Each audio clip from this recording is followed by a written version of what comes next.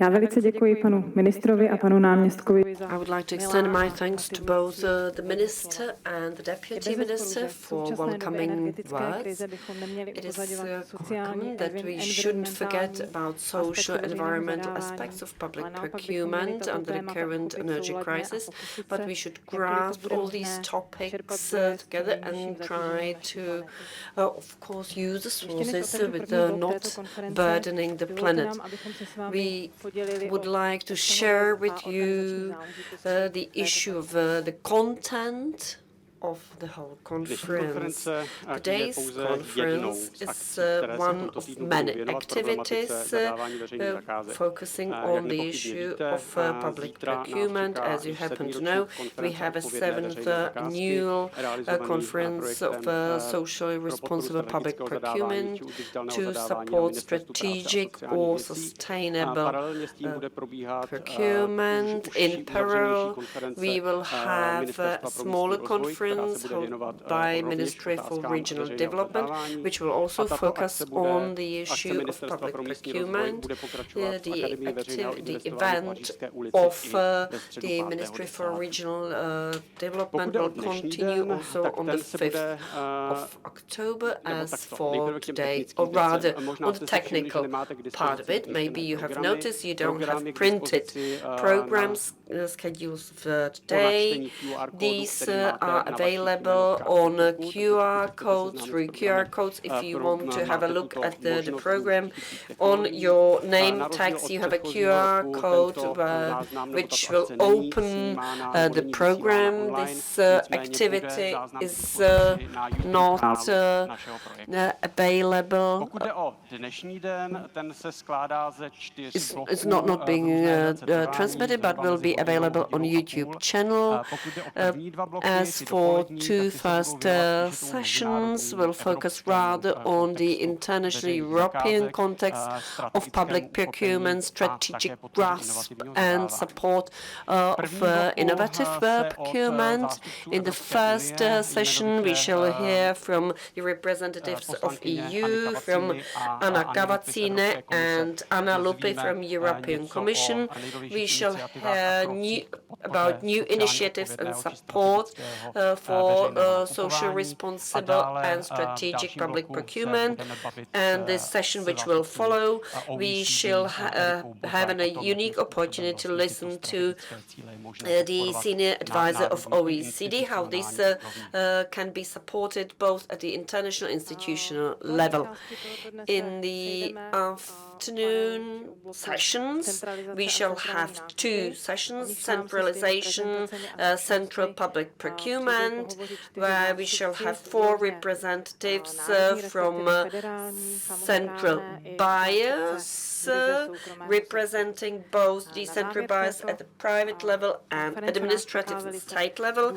At the very end of the conference, we have an important, interesting part which focuses on audit, control and its mechanisms in Czech Republic. Then we shall have an unofficial possibility of networking and sharing. From the technical part, on the technical part, bits and pieces of the conference will be held in English. We have interpreters, so you can use the headphones in case you need the interpreting. Now I would like to open and launch the first session. This is the importance of innovation in public procurement and strategic public procurement in context of the current European challenges. The responsible public procurement can support innovations, improve results, lessen the negative impact on environment, climate, society, and may support desirable benefits.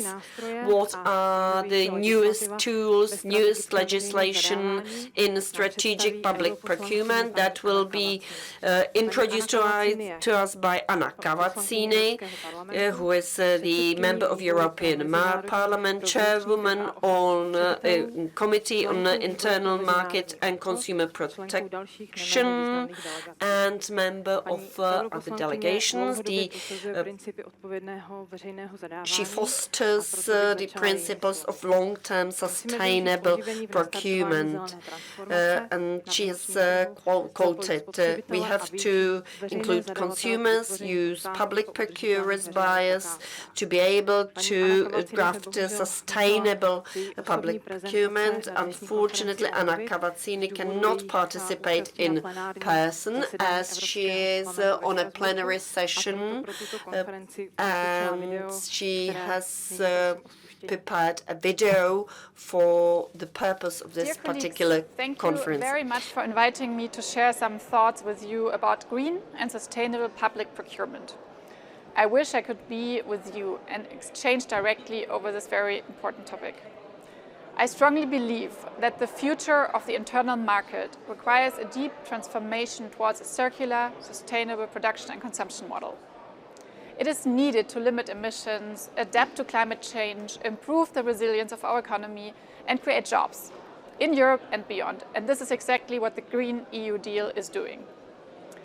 Public procurement accounts for nearly 15% of the European economy. While the investment capacity of governments is limited, public procurement is an essential tool for redirecting our economy towards a more sustainable path. The EU approach to public procurement is changing.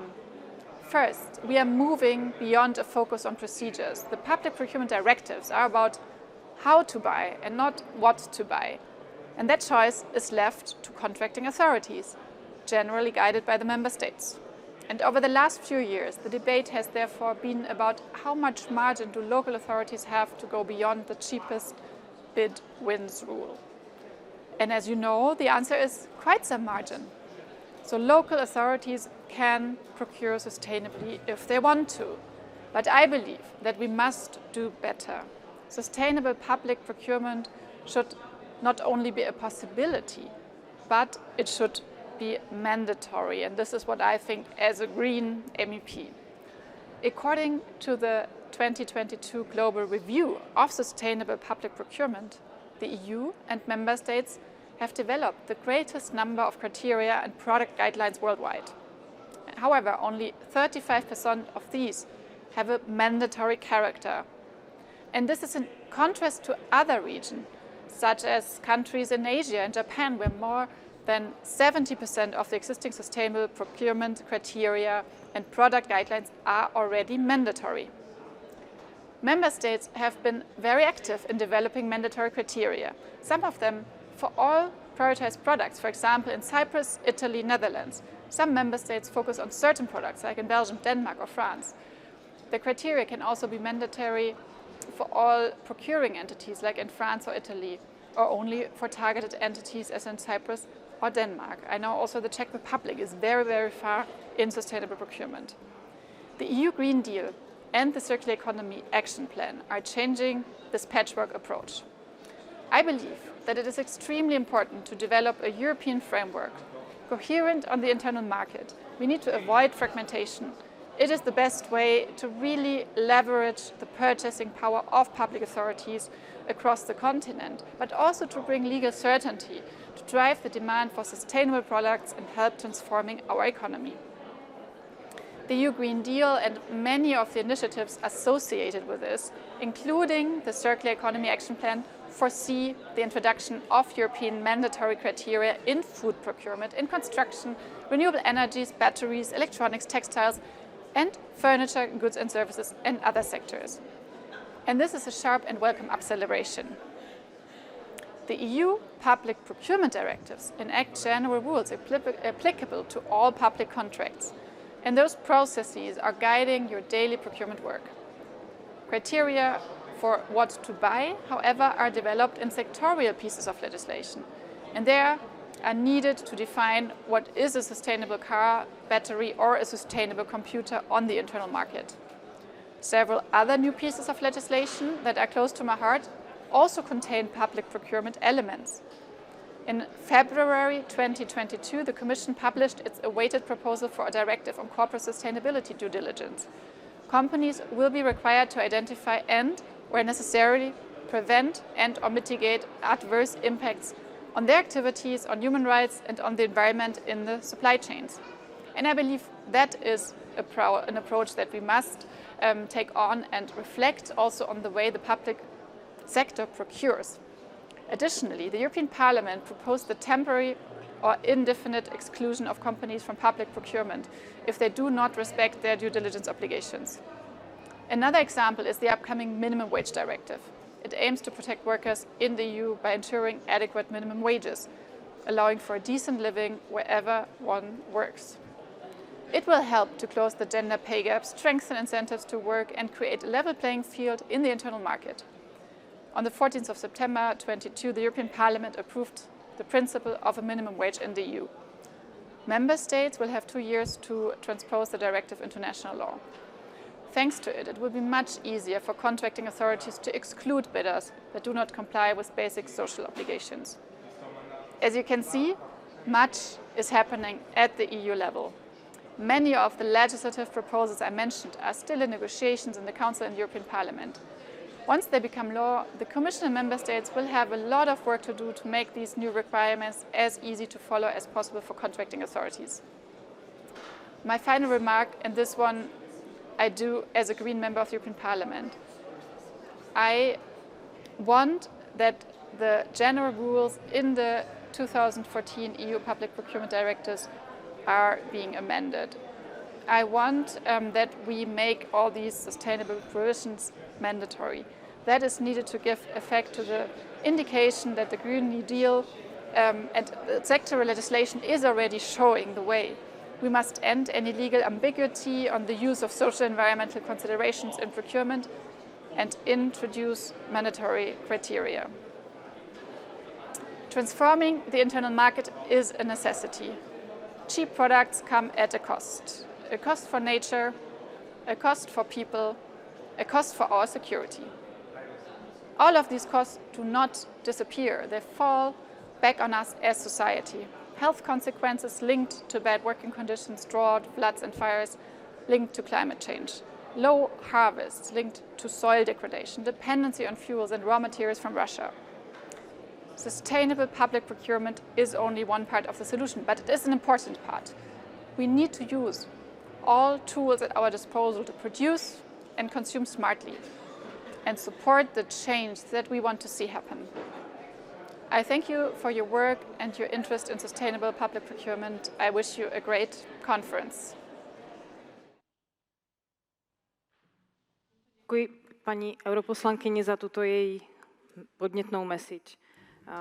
Thank you very much for this great message. Mrs. Cavazzina wants the public procurement to be more sustainable, taking into account that 15% of all EU economy is the public procurement. She also requires substantial change, and a lot has been covered by European Green Deal and Action Plan for Circular Economy. This should change the approach to the sustainable procurement in individual member states, and internal structure and harmonized structure should be created. She believes that the principles and criteria for sustainable procurement should be mandatory in all member states, which is one of the possibilities how to achieve the change.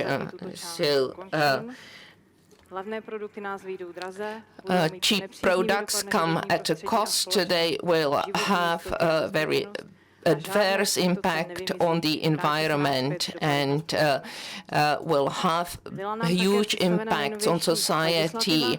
She has also presented the most recent legislation, which is topic for the second part of the session, with Anna Lupi, who is a legal and political advisor for the DG Growth for small and medium enterprises. She is in charge of the policy of European Commission in the area of responsible and social public procurement. She increases awareness of responsible public procurement at the EU level, and she creates supportive conditions for that. She has already been a member of the conference in the past, and I am happy that she accepted invitation to give a speech at this conference as well. And I'd like to thank the organizers, and in particular Hannah and Adam, for inviting me today. Good morning, everyone. I'm Anna Lupi. I work in the unit which is responsible for public procurement policy in DG GROW and the European Commission. And we are a small unit which is dedicated mostly to turning public procurement from a tool that is used by administrations to purchase services, goods, and works for our communities into a strategic policy-making tool. I'd like to start by this slide in particular because it signals a bit the shift that Ms. Cavazzini was also talking about. Public procurement legislation in the EU is there, of course, to open the market primarily. It's its traditional function. So we still care very much about, applying the treaty principles, applying procedures correctly, but this is something that should be there to be used by public administrations for greater good, of course. And when I talk about greater good, I talk about linking the way we make public purchases to our strategic objectives as a community, and the strategy that is decided by governments, particularly when it comes to sustainability and innovation. So public procurement, as we heard, makes up a very big part of our economies at EU level. And it's an important lever to shape the markets in a more sustainable way and to lead to a more sustainable consumption.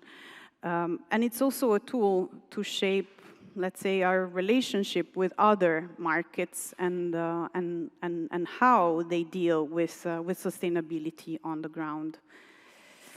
Today I want to discuss mainly two things that we are working on very intensively, and one is the legislative framework. You already heard something in the speech of Ms. Cavazzini, but also the actions that we are taking forward on the ground to change and to support public buyers in this more strategic use of public procurement. When it comes to the legislative framework, the 2014 directives have now become pretty much an established legal basis for public buyers across the EU to operate on. So we don't plan on modifying them. But we have committed in 2020 to revising some sectoral proposals at EU level and use them to introduce mandatory green public procurement criteria. The choice to go for the sectoral approach for the time being was dictated also by the fact that it's clearly difficult to ask public buyers sometimes to buy sustainable or to buy innovation in a generic manner. To avoid overburdening them, we wanted to try and provide, let's say, a more defined idea of what could be considered a sustainable product. So we have a number of initiatives in the pipeline or which have already been published, like the Sustainable Products Initiative, covering a lot of different products, some of which may have high impact when it comes to changing the game for a more sustainable market, like textiles, like electronic products, or we have the construction products regulation, and we have the sustainable batteries regulation. these three acts in particular will not directly establish mandatory green public procurement criteria. They will lay the basis to then go product by product, category by category, and establish what is to be considered sustainable for public purchases. One of the proposals that is also about to be developed relates to food procurement. And also there's the Energy Efficiency Directive, which is being revised at the moment, which is not a sectoral proposal, but it will establish higher standards of energy efficiency also for public procurement. And let's not forget that this is not just about green, it's also about increasing standards when it comes to social policy, which is why we have the minimum wage and the pay transparency directives. They are basically there to reinforce the horizontal social clause that we already have in the directive and specify that essentially you have to ensure that your contractors apply the rules which are applicable for minimum wages and make sure that there is no gender pay gap in public tenders. The other item that I wanted to discuss is what we do concretely beyond legislation to support the uptake of procurement as a strategic policy tool. And probably the most impactful project at the moment is the Big Buyers Project. Some of you may have heard of it because it's currently at the end of its second iteration. And it's something that we will also renew and continue to work on in the future. At the moment, it's made up of 4 working groups of public buyers who work together on the topics of heavy-duty electric vehicles, digital solutions for health, zero-emission construction sites, and circular construction materials. We plan to expand, as of next year, the number of working groups.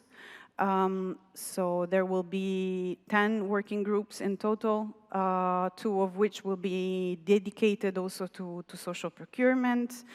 There will be more space also to work on health and possibly on decarbonization, mobility, and on the new European Bauhaus. Just to give you an idea of how it works with the big buyers, essentially we set up a secretariat which runs the first needs assessment among the public buyers who are interested in participating. These are normally big cities, hospitals, universities, research centers, competence centers. We call them big buyers not necessarily because they buy a big volume, but big buyers because they want to really have an impact on sustainability and digitalization through their procurement.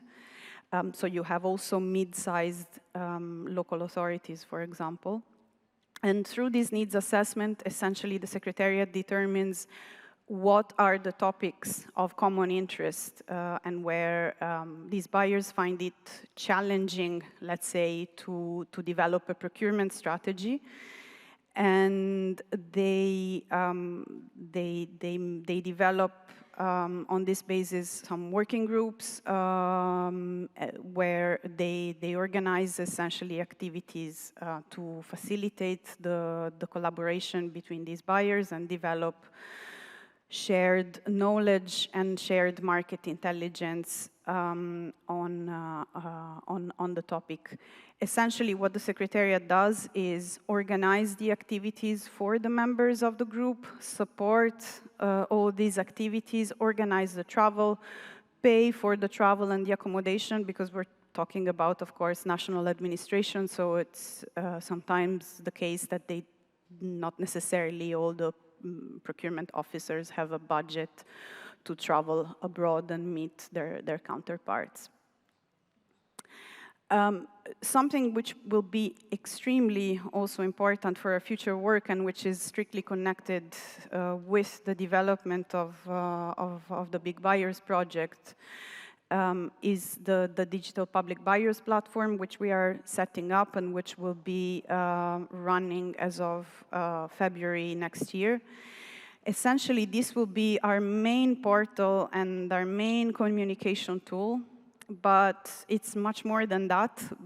Beyond, let's say, the portal that we will create, there will be a private space for public buyers who form part of our different working groups and communities to interact based on some confidentiality rules. And what we really want to do with this platform is not just provide a space, for example, for the working groups of the big buyers, but also try to incentivize the creation of communities of practice in public procurement. And so the idea is to put together, again, public buyers, to have them discuss a common challenge on something extremely specific and then deliver some results that can support each other's work.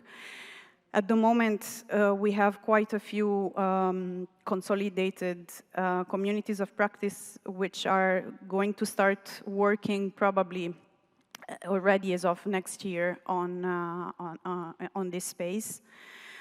We have, of course, and this is our more traditional line of activities, a number of support tools for public buyers. There are several guidances on social, green, circular, and innovation procurement. We have 2 brochures also which provide information on how to concretely use the innovation partnership and other instruments in support of innovation.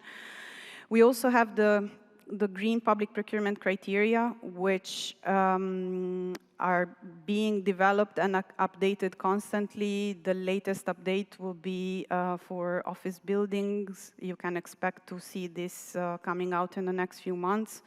And there will also be guidance on how to use eco-labels in the field of copying and graphic paper.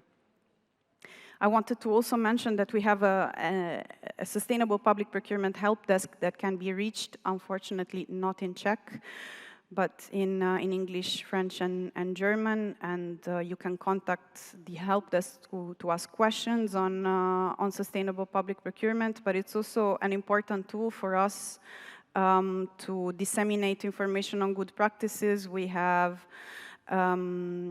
a news alert that comes out every month, and if you are looking for inspiration from practices implemented by other public authorities across the EU, this is the ideal newsletter because it contains normally a few examples and news on public procurement of sustainable products.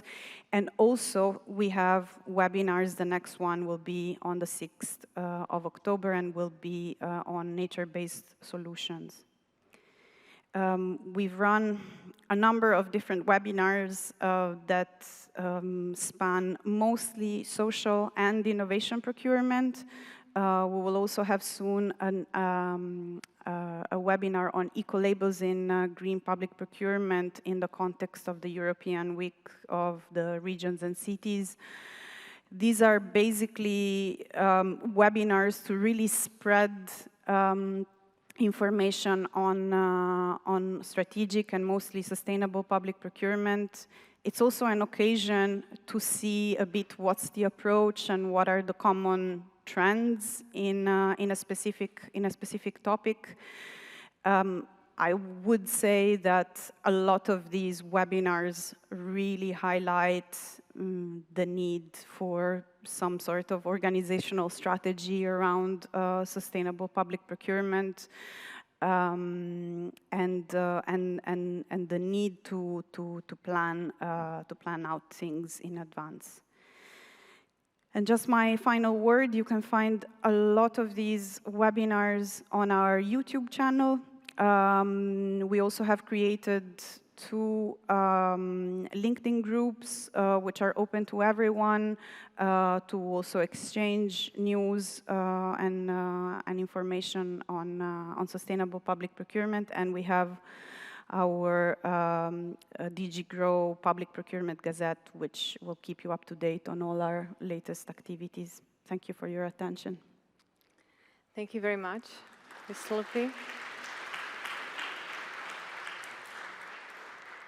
And before I open the space for maybe some questions from the audience, I would like to ask you some questions.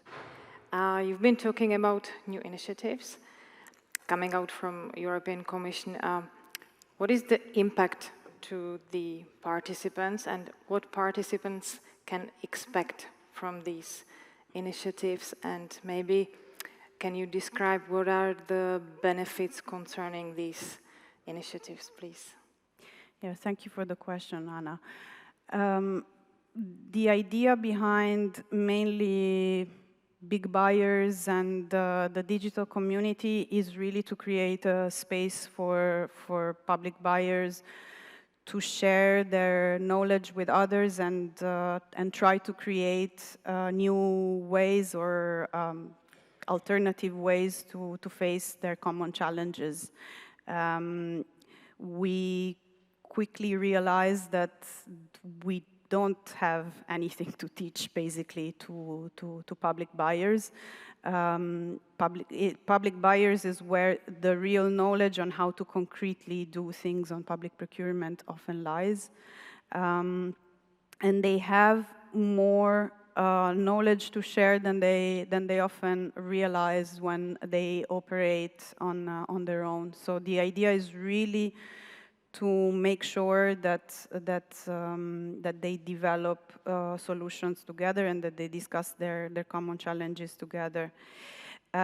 This, of course, requires quite a bit of coordination and quite a bit of work in order for things to happen. It's not always easy for public buyers, for a procurement officer to find the time to exchange on this sort of things. So we put in place everything that will help them materially to do the work. So that means budget whenever it's needed for activities and travel, but also, as I was saying, a digital community which we will moderate and where we will also be, in a way, the beneficiaries of this work, because it will allow us to observe what are the challenges, what are the trends, what are the needs of public buyers. And as DG Grow, in the end, in this field, public buyers are our main, let's say, our main clients, our main public. So if we want to develop sound policies, they are the first ones that we have to listen to. And this is also a very good way to support them while being able to stay in touch with them. Thank you. Now I would like to ask the audience if there is someone who would like to ask some question, Mrs. Lupi. Okay. Thank you. Hi. Oh, okay. That's weird. Livia, Public Procurement Office, Lithuania. I wanted to ask you, in the beginning, you mentioned about mandatory criteria for GPP in different sectorial approach.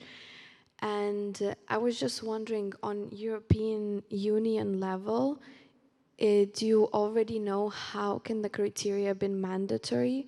Do you amend the directive for, as previously the speaker said, that the principles of sustainability are mandatory in every procurement, or you create as the GPP criteria that is now set in the European Commission, and then just make it what on the other regulations, or just, and how then, if it's mandatory, will the European Commission can then make sure that the criteria is updated? Because it has to be updated constantly, right? Thank you. Yeah, thank you for the question. I think it allows me also to clarify a bit. So the idea is not to revise the directives. These sectorial proposals are self-standing pieces of legislation, essentially, and what they do is they define basically what can enter, what is considered sustainable enough to enter the EU market. And on top of that, we will have what we call delegated acts, which basically can be adopted by the Commission, so they don't have to go through the whole legislative process, and they will establish the concrete criteria product by product.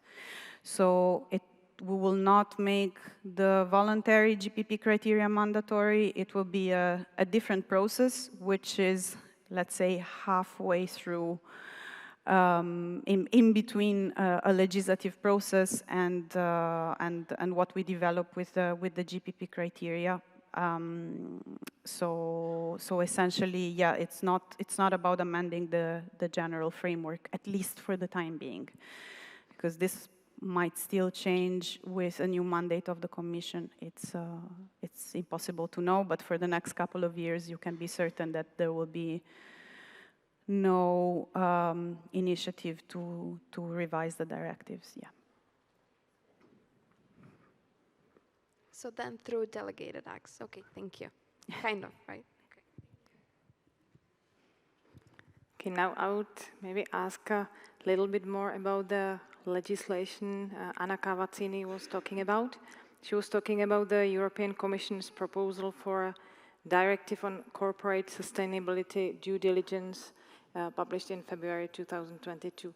Can you please explain this topic a little bit more, this directive? What is this directive about, and which companies are in its scope, and how to be prepared for them? And maybe one more question, how can this directive appear in public procurement? What does it mean for public buyers in public procurement?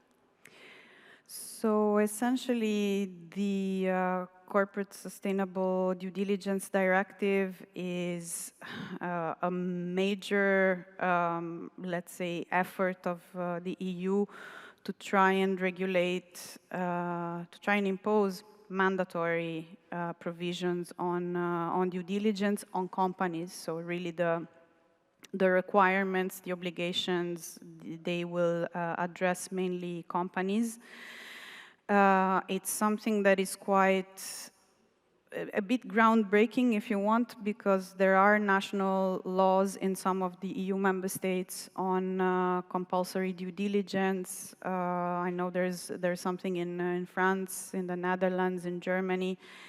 So the idea with this directive is to avoid the fragmentation of the internal market from this point of view. But it's also very much a clear sign of the EU of commitment to, let's say, business and human rights principle and due diligence sustainability, or at least having a minimum common due diligence sustainability for some companies. So the scope of the directive is, well, the directive will apply, or at least this is what the proposal says for the time being. It will apply to large companies of 500 plus employees with big turnover, like 150 million. And here I'm talking about the full-blown scope of the due diligence obligations, but for smaller companies of about 250 employees and 40 million turnover, there will also be specific due diligence obligations. The due diligence obligations themselves will relate both to environmental and human rights aspects. I don't know if you're familiar with the concept of due diligence, but essentially, to simplify, companies will be required to have in place a system to ensure the compliance with substantive environmental and human rights obligations in their company operations throughout, let's say, their company operations, and that means also in the relationship with their suppliers, and a whole mechanism to identify and address and mitigate or fix these potential issues or remediate them where possible. And the idea is basically that the smaller companies will have to, let's say, have this mechanism in place only in certain sectors which are considered high impact, like textiles, certain raw materials, and electronics. And when it comes to public procurement, at the moment in the proposal, we don't have a provision making it compulsory in public procurement contracts. That doesn't mean that it may not come, because as we see, the European Parliament is extremely interested. Civil society has pushed also very much for the adoption of this proposal. So it is, I think, to be expected that there will be amendments also tabled on the relationship between this instrument and public procurement. And even if it is adopted as it is, I believe it will be of great help for a lot of contracting authorities who are at the moment starting to pay a lot of attention to due diligence in supply chains in their public contracts. It will help them essentially because they will already have at least part of their market covered by some minimum due diligence obligations, which will be checked by specific public authorities. And then, of course, depending on what this text will look like, we will have to possibly have links also with some of the mechanisms which are available under the 2014 directives, and I'm thinking mainly of, exclusion grounds. None of the exclusion grounds that we have, even the optional ones, are necessarily linked clearly to due diligence obligations, but it may be possible to use them when there is an infringement of these obligations, and therefore exclude incompliant companies. So I do expect that it will be an instrument of consequence also in the domain of procurement. Thank you very much, Anna. Is there anyone who would like to ask some question about this topic? Adam. Yes. Oh, okay, it's working. Thank you very much. Since no one else has the question, I might be having one or two questions. First one would be about leadership regarding this due diligence, because I can clearly see that it is one thing to apply or to impose some duties on the corporations, but I can see also a big benefit of the public institutions leading the way and doing the due diligence themselves. So is it a big part of the discussion for the public corporations to have also their own sort of due diligence duties, first of all, and second of all, more practically to the initiatives you were mentioning, Big Buyers Initiative. I'm not aware about Czech institutions, Czech buyers being members of these initiatives. So I would like just to ask you if it's possible to elaborate a little more on how it actually works, how long the project takes, how big the group is, and whether some Central or Eastern European contracting authorities are keen to be involved in this kind of initiative. Thank you very much. Thank you. Two interesting questions.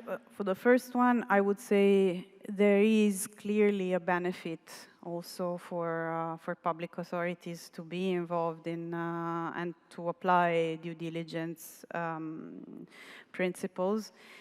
I think there's also quite a big debate at the moment on strategic dependencies. And if you look at things from purely, convenience point of view, I think putting in place due diligence in the public sector is also a way to incentivize a better, let's say, reaction, a more cautious reaction towards,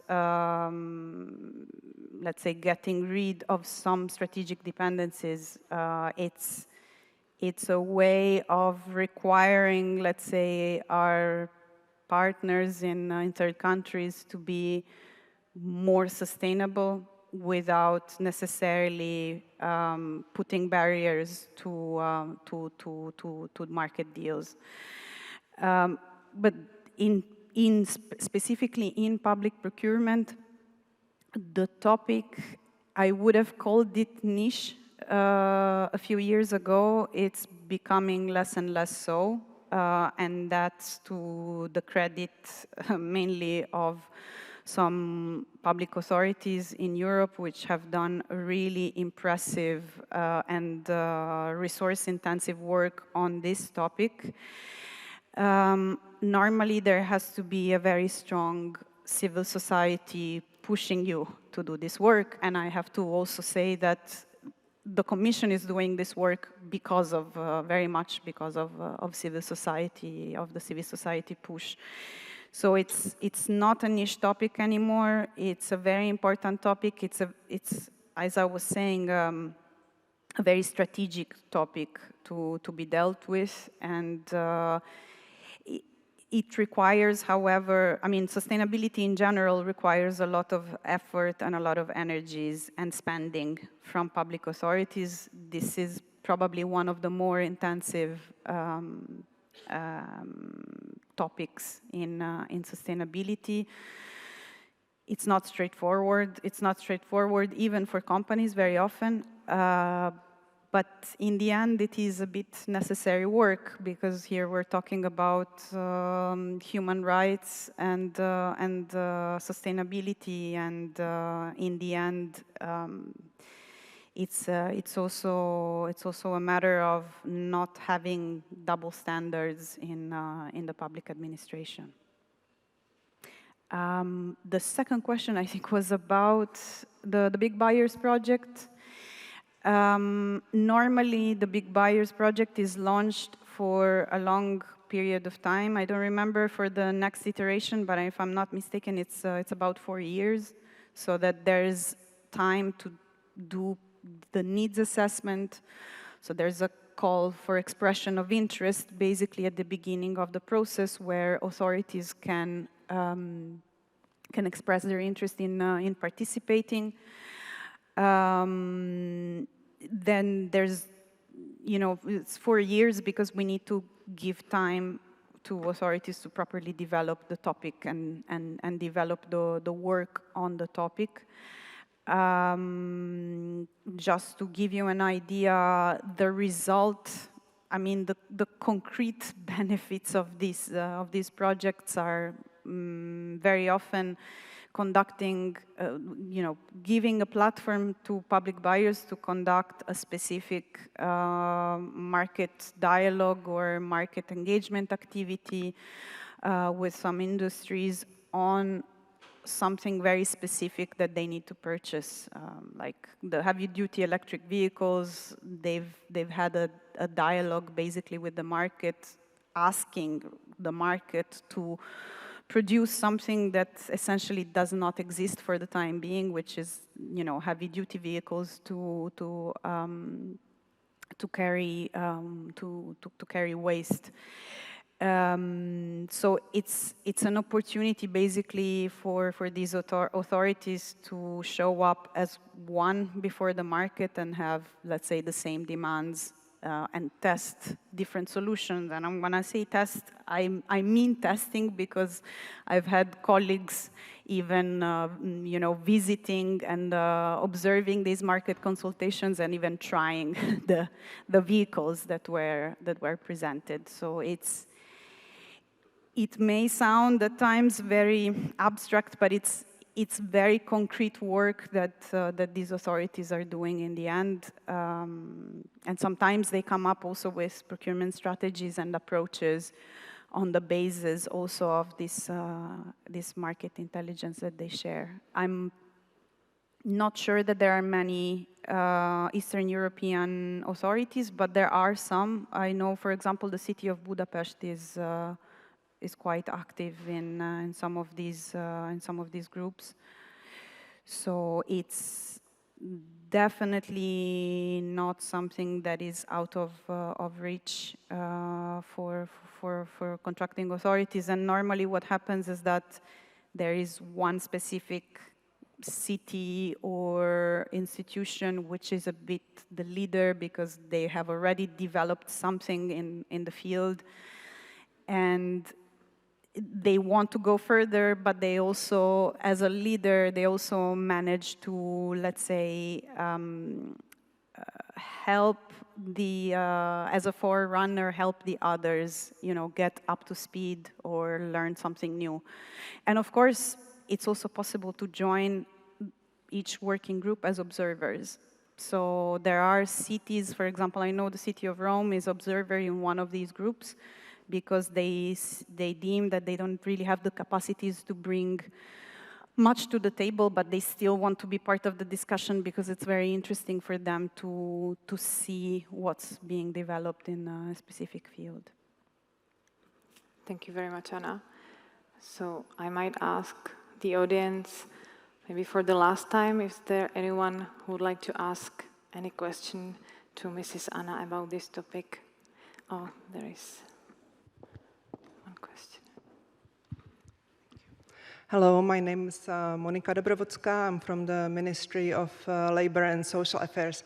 I would like to ask you, you mentioned on one of the slides that there is legislation in preparation connected to the farm to fork strategy. And I know that there are consultations, public consultations going on. If you can tell us what is the possible direction, if it is some mandatory limits for organic foodstuffs, seasonal, regional, short supply chain, or some combination of all of these? Thank you. Thank you for the question. I don't think there's a lot I can say at the moment because, as you said, we've just run a public consultation on this instrument. It's something that is developing quite slowly, more slowly than expected, because it is a tricky topic to deal with. We have a number of different services involved dealing with different aspects. What I can tell you is that the minimum requirements will probably cover not just, let's say, sustainability in the pure and simple form, but they will also cover, beyond green and social aspects, some economic aspects linked to food procurement and health aspects related to food procurement. What I expect is that the legislative technique that will be used will be probably the same as for the other sectorial initiatives. So we will have a legal basis, most likely, in the sustainable food systems legislation of the EU to then develop mandatory requirements. But this is still being discussed, so we'll probably know more in the next few months. It's still very much an internal discussion as well. It's difficult to approach. I mean, it's difficult for public buyers, but it's difficult for us as well to approach these topics. Okay, Anna, I think the time is running, so I will have just a very, very last question on you, I ask you for a short answer. As we all know, the whole world is going through COVID-19 crisis, followed by the energy crisis and the price increase. Do you see, is there any way how can SPP, Sustainable Public Procurement, can help or improve, recover economy? Or And also, how have these crises affected the ecologization and the care of individual? If you can shortly have some answer for these. It's we could say a lot of things about that because it's a really vast topic. I think the minister mentioned this before. We are living through a number of different crises. So tackling one crisis is already complex enough, but this is a level of complexity that we were hardly ever confronted with before, and public buyers have been scrambling very much since the COVID crisis to react.